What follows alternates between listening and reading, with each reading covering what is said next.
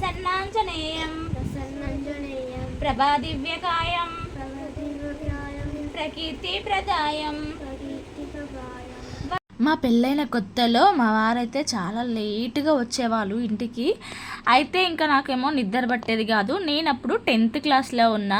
ఇంకా బుక్స్ చదువుకుంటూ కూర్చునేదాన్ని. అస్సలు నిద్ర పట్టక చాలా భయం వేసేది. ఇంకా ఊరు కొత్త, అలాగే ఇంకా నైట్ టైము బాగా కుక్కలు మొరిగేవి.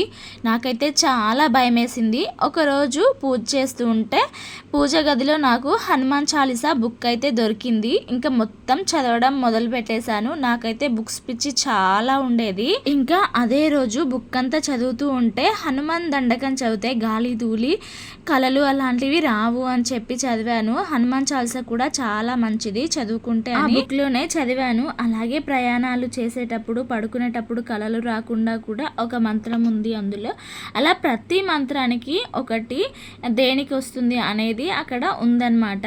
నా పెళ్లికి ముందు ఎప్పుడు నేను ఇలాంటి బుక్స్ అయితే చూడలేదు. ఆ తర్వాతనే ఈ మంత్రం జపిస్తే ఇలా జరుగుతుంది, మీకు ఈ మంత్రం జపిస్తే ఈ కోరిక తీరుతుంది అన్నట్టు ఈ బుక్స్లలో చూశాను. ఇంకా నెక్స్ట్ డేనే మళ్ళీ పూజ గదిలో వెతికాను బుక్స్ కోసము.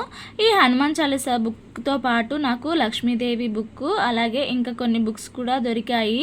ఇంకా అవన్నీ చదవడం స్టార్ట్ చేశాను. అందులో ఉన్న మంత్రాలు కూడా చదవడం స్టార్ట్ చేశాను. అప్పటి నుంచి అప్పుడప్పుడు ఇంకా మంత్రాలు అయితే చదువుకుంటాను. ఈ హనుమాన్ చాలీసా అయితే నేను ప్రెగ్నెంట్గా ఉన్నప్పుడు, అలాగే పిల్లలు చిన్నగా ఉన్నప్పుడు బాగా చదువుకునేదాన్ని. ఇంకా ఈ మధ్య ఫోన్ ఎక్కువగా వాడుతున్నాను కానీ బుక్స్ తక్కువైపోయింది చదువుకోవడము.